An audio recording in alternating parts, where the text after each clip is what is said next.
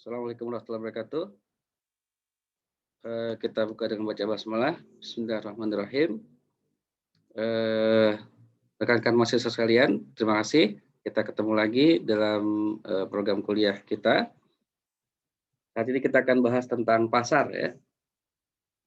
Baik rekan-rekan sekalian, hukum umum ya dalam pasar itu adalah tentang supply and demand ya, permintaan dan penawaran.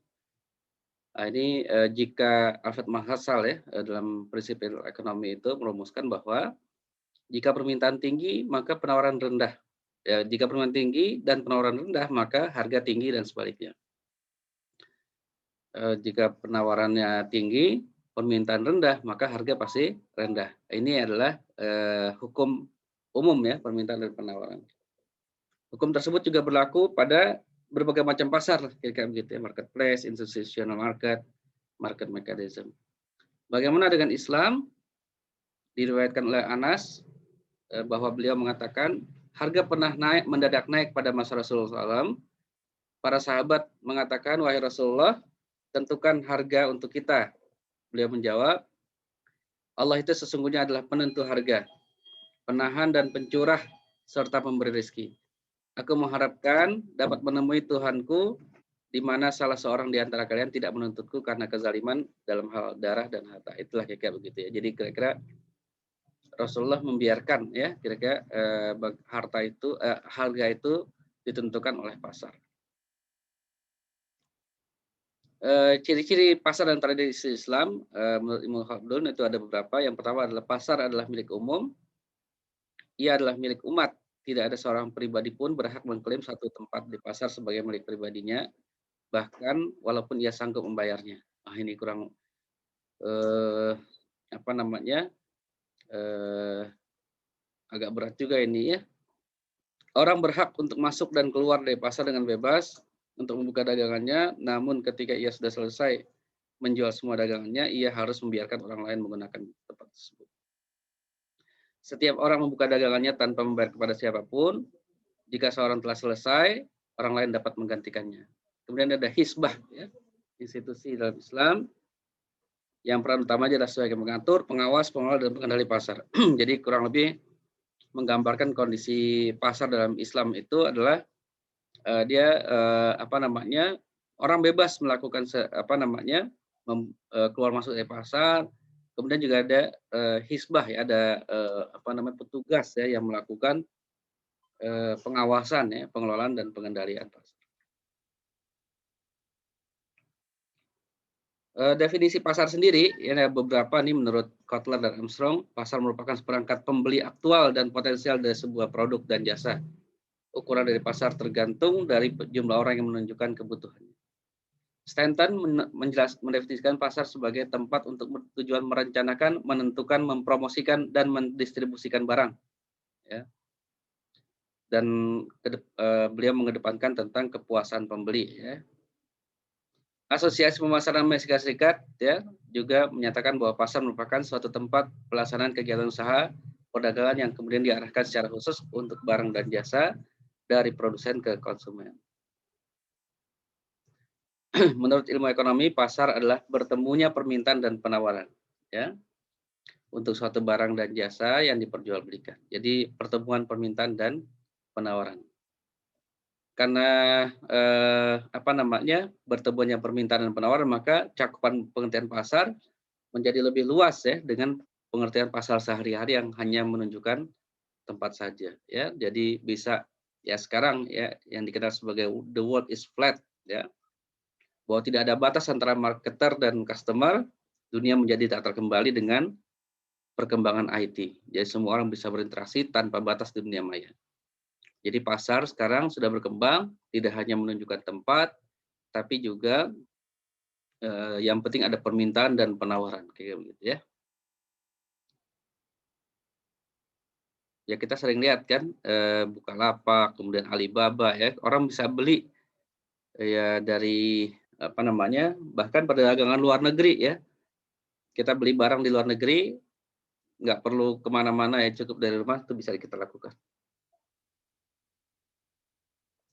Ciri-ciri pasar ya, atau dapat calon penjual dan pembeli.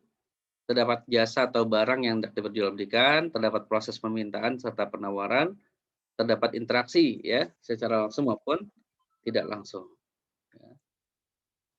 Fungsi pasar. Nah, jadi tadi seperti sekilas sudah ada ya. Fungsi pasar itu ada beberapa. Yang pertama itu distribusi produk ya. Jadi disitulah di pasar itulah kemudian barang-barang terdistribusikan ya dari produsen kepada konsumen. Kemudian ada fungsi penetapan harga. Artinya maksudnya di pasar itulah terjadi penetapan harga ya. Jadi pasar yang menentukan harga suatu produk ya. Jadi tergantung penawaran tadi, konsep penawaran dan permintaan tadi ya. Pada saat permintaan tinggi, penawaran sedikit, itulah terjadi kenaikan harga ya. Atau kebalikannya, permintaannya rendah, kemudian penawarannya banyak ya, jumlah barangnya banyak, maka harganya menjadi turun ya. Kemudian di sana juga di pasar juga ada fungsi promosi ya. Jadi mempromosikan sebuah produk, pastinya sebuah produk kalau mau laku harus dipromosikan ya. Jadi disitulah fungsi-fungsi promosi terjadi dalam pasar. Yang keempat, fungsi penyerapan tenaga kerja pastinya ya, ada activity dan segala macam pasti membutuhkan tenaga kerja. Menyediakan barang dan jasa guna masa mendatang ya, maksudnya adalah pasar juga menyediakan transaksi-transaksi untuk masa depan ya, tabungan, asuransi dan lain-lain ya, itu maksudnya. Itu kurang lebih fungsi pasar ya. Jenis-jenis pasar ya.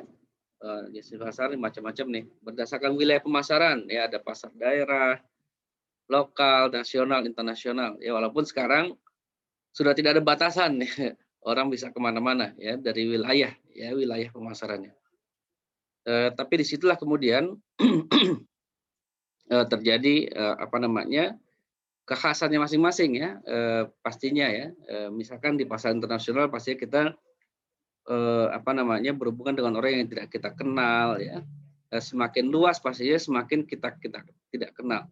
Dan disitulah kemudian ada seni-seni tersendiri dalam pasar ya, sehingga untuk saling apa namanya, mengenal ya, mempercayai, trust. Nah, disitulah. Kemudian berdasarkan jenisnya ya, ada pasar konkret, ada pasar abstrak ya. Konkret jelas ada apa namanya, bertemu secara langsung. Kalau abstrak itu ya tidak bertemu secara langsung, hanya barang yang contoh saja. Ya ini yang terjadi saat ini, pasar abstrak ini sudah terjadi ya. Kalau dulu mungkin nggak kebayang pasar abstrak itu seperti apa ya. Sekarang sudah terbayang dengan jelas ya. Kemudian berdasarkan waktu ada pasar harian, mingguan, bulanan, tahunan ya. Kalau zaman dulu ada pasar Senin, pasar Selasa, pasar Rebuan, pasar Kamis, pasar Jumat, pasar Sabtu, pasar Minggu masih ada sampai sekarang. Ya.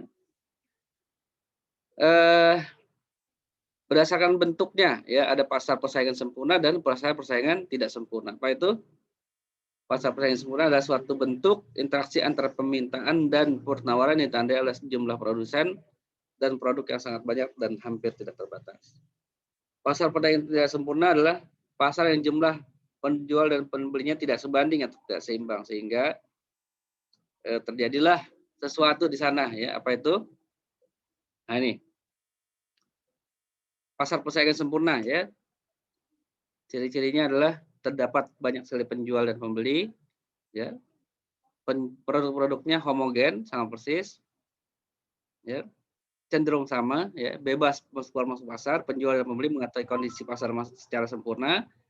Faktor-faktor produksi bergerak bebas, tidak ada campur tangan pemerintah. Ya, konsekuensinya masing-masing penjual hanya berperan sebagai price taker, penerima harga, karena harga ditentukan oleh pasar. Ya. Yang kedua, kurva permintaan yang dihadapi oleh setiap penjual secara individual berbeda ya, dengan kurva permintaan pasar. Produsen tidak terlalu bersaing satu sama lain karena adanya homogenitas produk dan banyaknya produsen.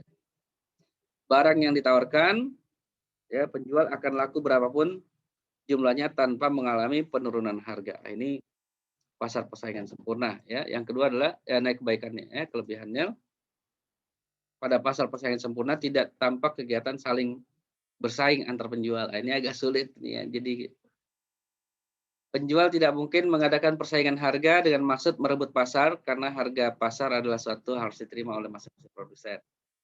Barang yang ditawarkan penjual akan laku berapapun jumlahnya tanpa mengalami penurunan harga. Tidak mungkin mengubah bentuk barang untuk merebut pasar, ya, karena adanya homogenitas barang. Informasi tentang pasar telah diketahui oleh saingan usaha dan usaha untuk menyaingi perusahaan lainnya tidak menghasilkan apa-apa karena jumlah saingan sangat tidak terbatas. Konsumen tidak perlu beradu tegang menawar-nawar ya barang karena harga tidak dapat diperoleh oleh siapapun. Kelemahan, nah ini dia pasar ini sulit dijumpai ya sebab homogenitas barang itu sulit ya saat ini di mana pasar pasti justru barangnya beraneka macam ya.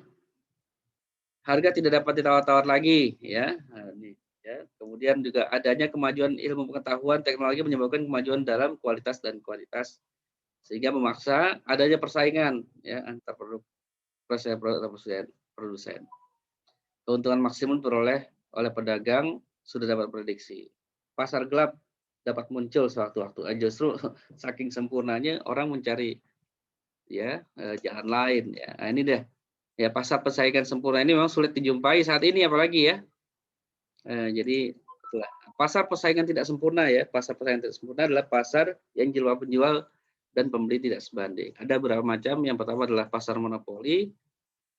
Yang monopoli adalah satu bentuk interaksi ya antara pemerintah dan penawaran yang ditandai oleh hanya ada satu penjual ya yang berhadapan dengan ini ya adanya perlindungan oleh pemerintah. Ya. Ini pasar persaingan tidak sempurna ya. Pemberian lisensi oleh pemerintah berusaha secara tunggal, bermodal besar sehingga tidak dapat disaingi ya, menguasai bahan baku. Ya, produk diperoleh jadi kira-kira ya pasar monopoli. Hanya ada satu penjual dan banyak pembeli ya. Nah, ini kurang lebih. Jadi ini yang disebut sebagai pasar tidak sempurna ya. Kelebihannya adalah keuntungan penjual cukup tinggi, kelemahannya pembeli tidak ada pilihan. Ya apa namanya? Ini disebut sebagai pasar tidak sempurna, monopoli. Ada lagi satu lagi adalah oligopoli. Di sini kebalikannya ya. Apa namanya? Penjualnya yang banyak gitu ya, pembelinya cuma satu. Ya. Ini kurang lebih ya tentang oligopoli. Silakan disimak sendiri nanti. Ya. Dampak negatifnya keuntungan terlalu besar bagi produsen dalam jangka panjang. Ya. Timbul inefisiensi produk, eksploitasi terhadap konsumen dan karena perusahaan, harga tinggi. Ya. Pemerintah mempermudah masuknya perusahaan baru masuk ke dalam pasar untuk menciptakan persaingan. Dibentuknya undang-undang anti kerjaan antar produsen.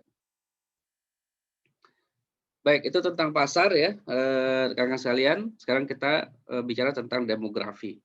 Apa itu demografi? Segmentasi demografi adalah pengelompokan konsumen berdasarkan usia, jenis kelamin, pendidikan, pekerjaan, pendapatan, dan agama. Ya, jadi rekan-rekan sekalian, kenapa kita menggunakan demografi ya dalam pasar ini? Ya, yang pertama kita ingin produk kita laku kan itu kira-kira begitu ya. Jadi kita ingin produk kita laku sehingga kita ingin masuk ke pasar yang mana ya. Jadi karena ini pasar itu kan terbuka ya secara sempurna ya. Sehingga kita perlu meraih pasar ya, konsumen dengan baik ya sehingga kita perlu cari tahu tentang target market kita ya. Nah, jadi dibikinlah segmentasi demografi ya. Demografi memberikan suatu pemahaman wawasan tentang tren yang terjadi ya. Jadi kita akan tahu produk kita ini apa atau konsumen itu trennya menginginkan produk yang seperti apa ya. Meski tidak dapat digunakan untuk meramalkan perilaku konsumen, demografi dapat digunakan untuk melihat perubahan permintaan aneka produk ya. Kita tahu misalkan produk tabungan haji misalkan itu pasti peminatnya adalah orang-orang yang usia-usia tertentu ya anak-anak pasti belum terfikirkan walaupun sekarang sudah mulai digencarkan haji sejak muda. Ini salah satu contoh. Jadi demografi kita lakukan untuk menyasar konsumen yang tepat begitu. Jadi jangan sampai kita masuk ke dalam pasar dalam kondisi yang ketidaktahuannya tinggi. Ya. Jadi kakak sekalian, demografi ini menjadi sangat penting ya. Jika demografi telah dilakukan, maka hal selanjutnya dilakukan adalah analisis demografi agar demografi yang dilakukan dapat kita rakit hasilnya untuk melakukan analisis atas demografi yang tadi. Jadi demografi kita buat ya, misal contoh seperti ini ya, jenis kelamin ya, usianya ya. Jadi produk kita ini apa namanya diarahkan mau ke mana ya, misalkan apa namanya susu, misalkan ya susu ya kurang lebih dia menyasar anak-anak usia ya 6 tahun sampai 11 tahun misal seperti itu ya. Atau teman-teman ada bisnis apa namanya pakaian ya, maka itu akan menyasar jenis kelamin perempuan misalkan ya. Nanti sebetulnya penentuan demografi ini kemudian bagusnya ada survei juga ya, ada survei. Jadi produk tertentu lebih disukai atau demografi tertentu ya misalkan perempuan lebih menyukai produk yang seperti apa. Nah, ini kita bisa bikin demografi tertentu sehingga kita menjual barang yang kurang lebih diminati oleh lebih banyak orang begitu ya. Jadi tadi kalau kita masuk ke konsep pasar tadi, konsep permintaan dan penawaran ya. Jadi kalau kita masuk ke apa namanya, yang supply-nya besar, permintaannya sedikit kan kita rugi juga di situ. Bersaing untuk harga yang tidak memuaskan. Tapi kalau kita masuk ke pasar di mana pasarnya itu permintaannya tinggi, penawarannya rendah, maka kita berpeluang mendapatkan keuntungan yang besar. Ya, kita berpeluang apa namanya barang kita laku di pasaran. Ya. Selain demografi sebetulnya ada beberapa hal lagi yang lain yang bisa kita manfaatkan. Ya misalkan melihat pekerjaannya, ya pekerjaannya, kemudian tingkat pendidikan, apa namanya tingkat pendapatan, ya. Jadi kita bisa juga membagi pasar seperti ini ya. Jadi kita melihat misalkan dia adalah ibu rumah tangga ya, produk-produk ibu rumah tangga atau produk-produk orang kantoran ya, kita bisa seperti itu. Atau psikografis ya, gaya hidup ya, misalkan gaya hidup milenial yang saat ini ya ada di pasar, kita mau menjual sesuatu ya, nah kita melihat gaya hidup yang ada sekarang. Atau perilaku ya, tingkat pemakaian, status kesejahteraan. Jadi rekan-rekan sekalian, pada saat kita masuk ke pasar, kita harus tahu ya konsumen kita itu apa namanya siapa, kemudian keinginannya seperti apa. Nah, jadi ini penting sekali ya kita mengetahui kondisi pasar. Jadi jangan sampai kita masuk ke pasar dalam kondisi blank sama sekali. Nah, buat teman-teman yang kemarin juga ada pertanyaan tentang produknya yang tidak laku, nah ini boleh juga kita lakukan ya demografi seperti ini ya. Jadi produk kita ini sebetulnya untuk siapa gitu ya.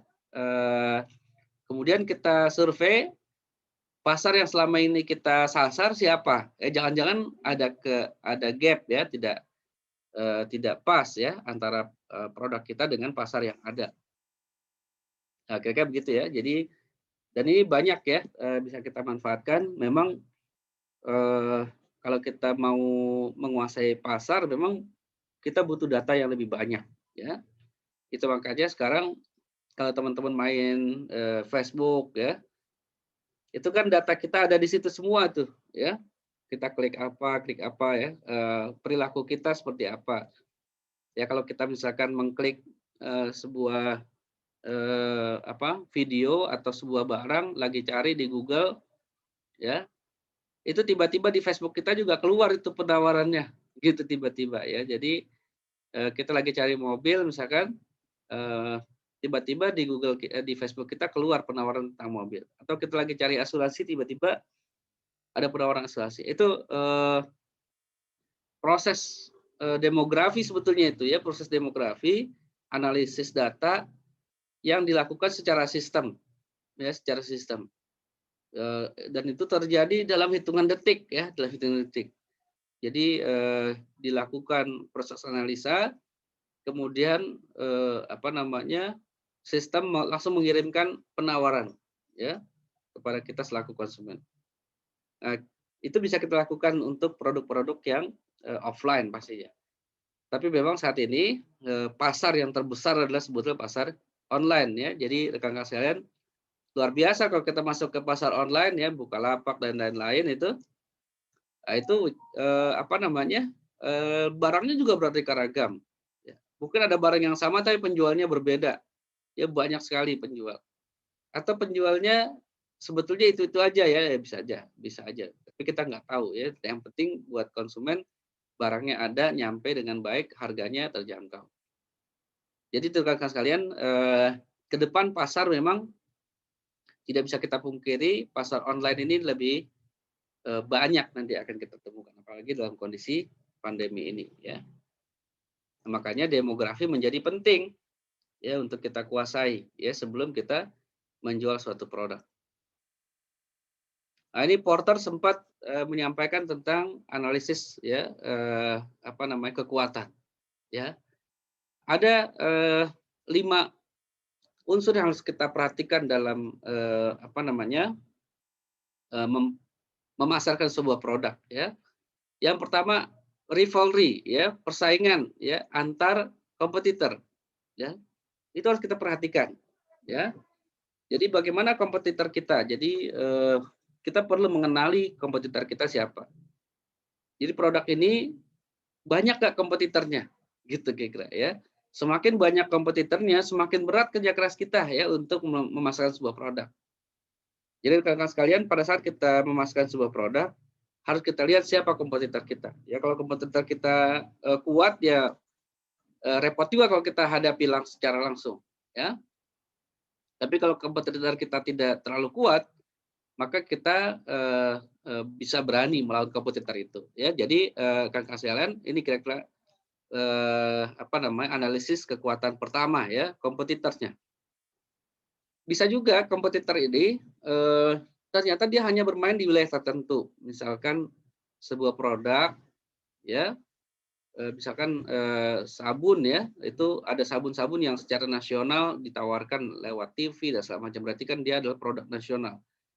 Tapi belum tentu dia kuat di sebuah daerah ya. Jadi bukan tidak mungkin kemudian ada produk-produk lokal yang menguat di satu daerah atau dia berusaha menguasai wilayah-wilayah daerah ya yang distribusinya sulit dilakukan oleh produk-produk nasional.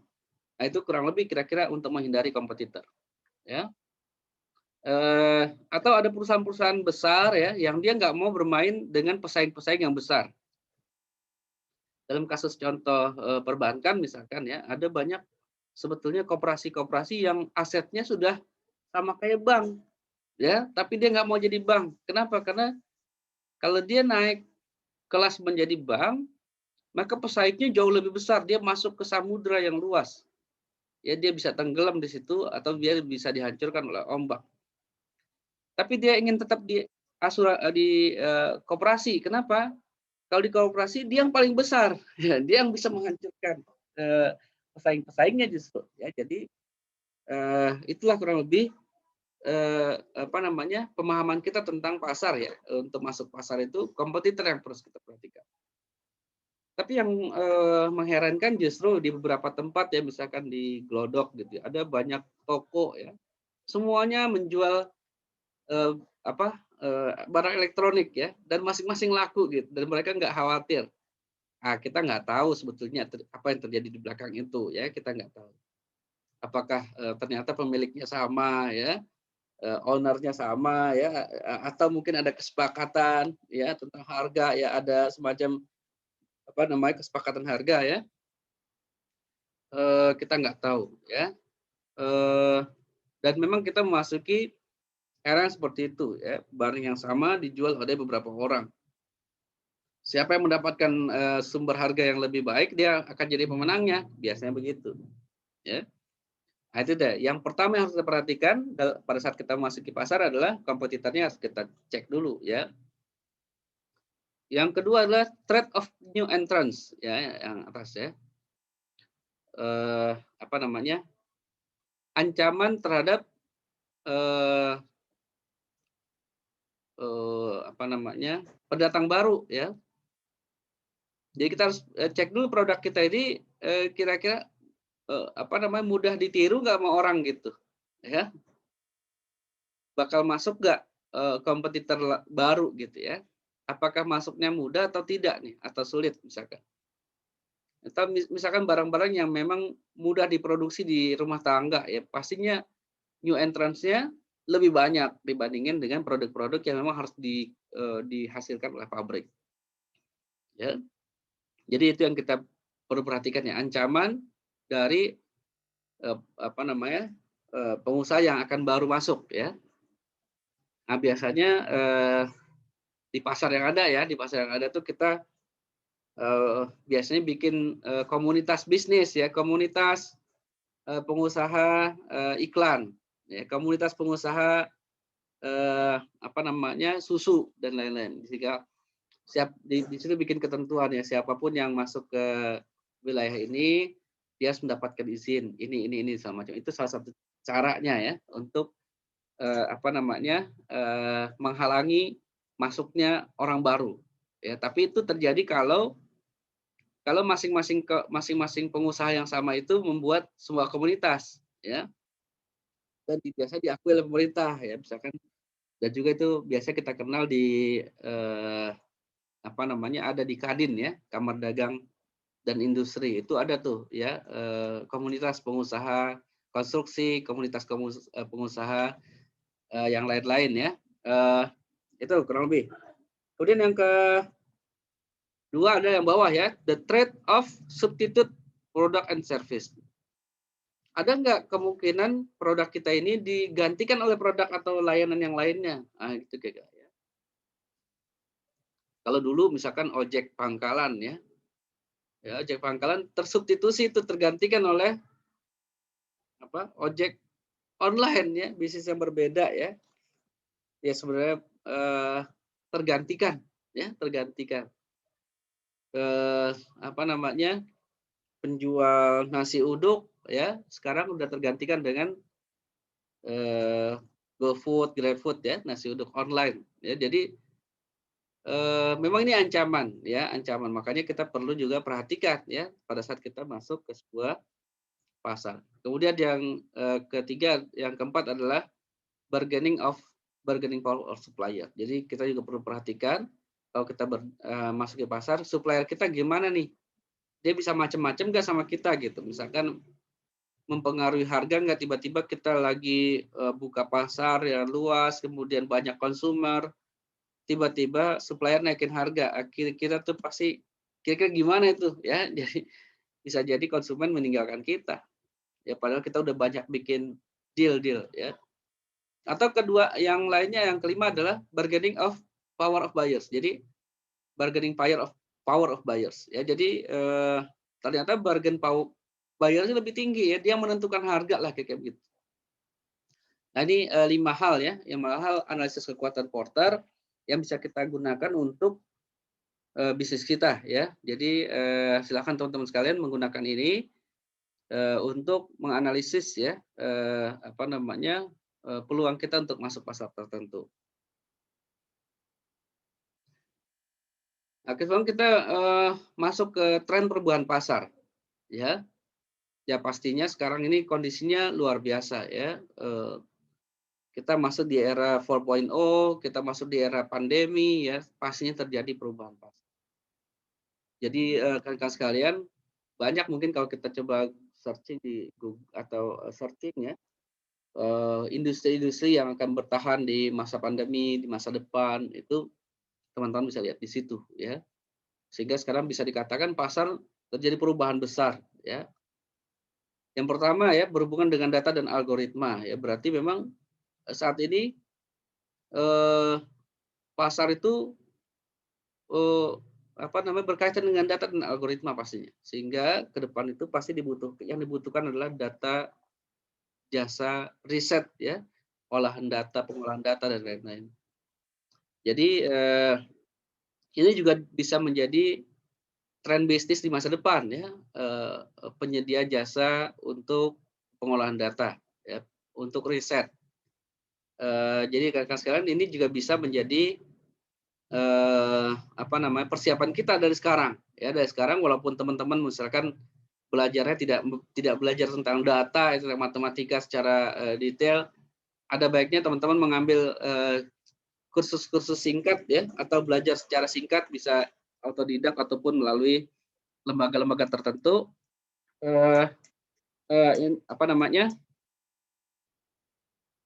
apa namanya, untuk menyiapkan diri ya, sehingga bisa bersaing di masa depan.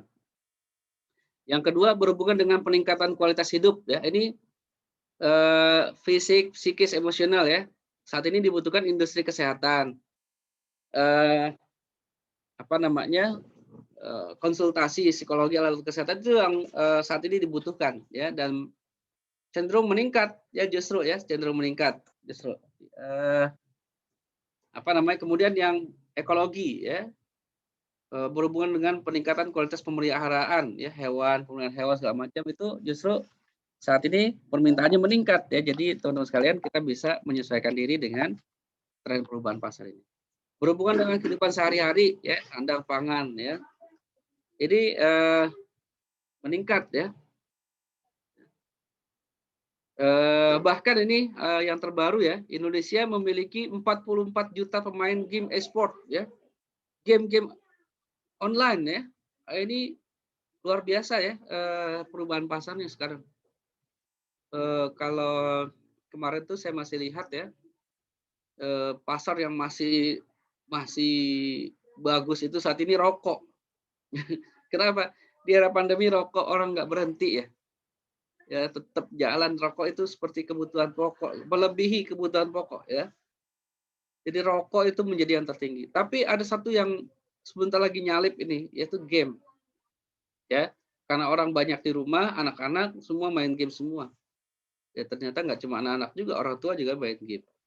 Jadi beberapa orang kemudian juga, mengembangkan lini usaha ya, lini usaha khusus ya untuk game e-sport ini. Jadi ke depan teman-teman sekalian, ini bisa, tren perubahan pasar ini harus kita perhatikan ya. Jadi jangan sampai kita, ketinggalan ya, dengan informasi seperti ini.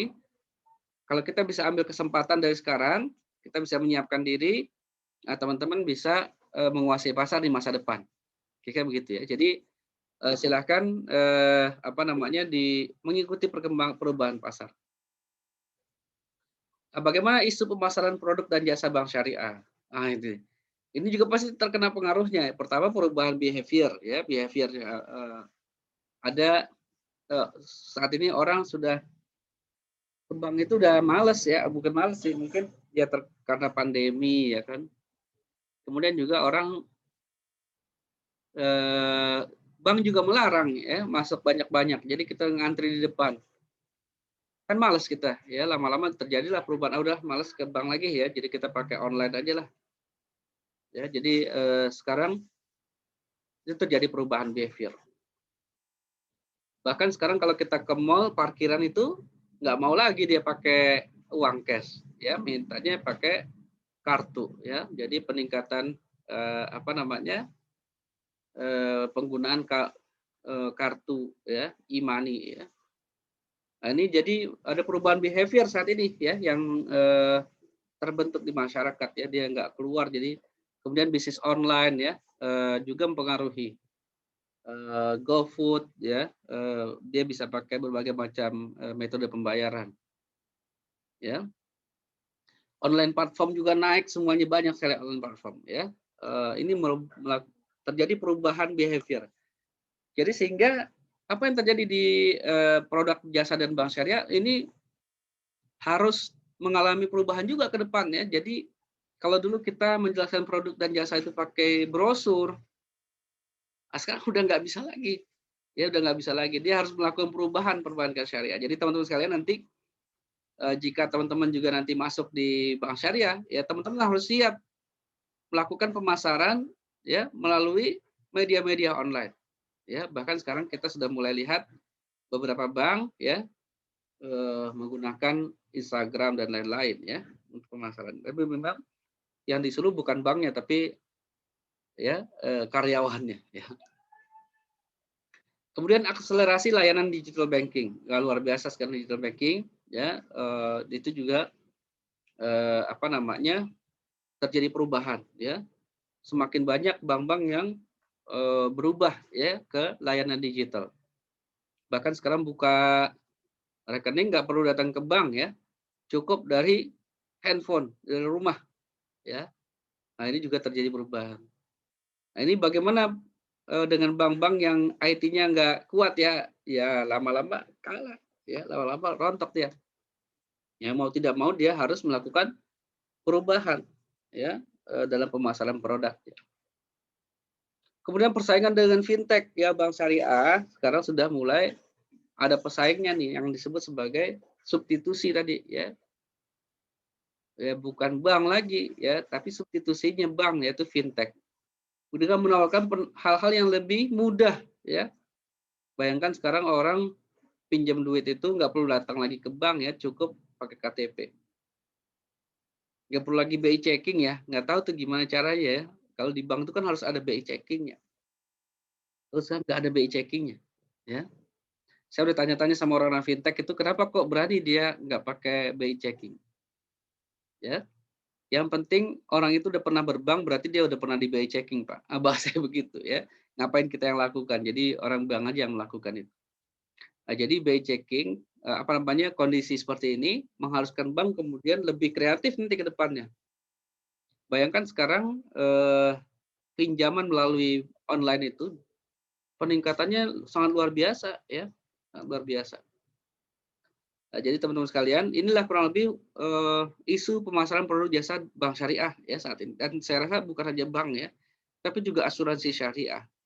Bayangkan asuransi syariah juga sekarang di Facebook luar biasa ya, pada saat banyak penawaran-penawarannya ya. Belum yang lewat telepon ya, nah, itu juga luar biasa. Nah, jadi ini akan terjadi apa namanya hal-hal yang berkembang di masa depan ya. Jadi kemudian juga sekarang bank sudah ada yang merger ya, mungkin dalam rangka ini ya. Kenapa pada saat kita punya bank ya, beberapa bank kan tidak efisien. Kalau digabung, IT-nya bergabung, kemudian juga orang-orangnya bergabung, bisa lebih efisien nanti ke depan. Bahkan dengan perubahan behavior nasabah, ke depan mungkin beberapa pegawai bank sudah tidak dibutuhkan lagi tuh ya, misalkan customer service di depan ya, teller di depan itu mungkin saja ke depan tidak dibutuhkan lagi. Kenapa? Karena orang sudah tidak ke bank ya. Padahal sekarang bank berlomba-lomba untuk memberikan layanan yang terbaik ya pada saat nasabah datang. Ya, buktinya atau kenyataannya pada saat kita ke bank itu dibatasi masuknya ya. Hanya sekian orang ya. Jadi kita nunggu di luar. Nah, ini juga kendala nanti yang harus dipecahkan oleh bank syariah ya depannya. Belum lagi kalau dia melawan produk-produk bank konvensional ya atau fintech yang konvensional ya. Jadi dia juga apa namanya lawannya semakin banyak nih di pasar ya untuk pemasaran produk dan jasa. Baik rekan-rekan sekalian, itu saja yang bisa saya sampaikan. Silahkan jika ada pertanyaan ataupun komen, pendapat, bisa komen di YouTube ini, ya akun YouTube ini insya Allah akan saya jawab, atau mungkin juga bisa via email zulkifli24@yahoo.com atau via WA Japri ya, buat para mahasiswa khususnya yang sudah kenal dengan saya. Terima kasih. Nanti kita akan ketemu lagi di mata kuliah yang berikutnya. Kita tutup dengan hamdalah dan doa kafadis. Alhamdulillahirabbil subhanakallahumma bihamdika asyhadu an la ilaha illa anta astaghfiruka wa atubu ilaik. Assalamualaikum warahmatullahi wabarakatuh. Tetap semangat ya untuk berbisnis.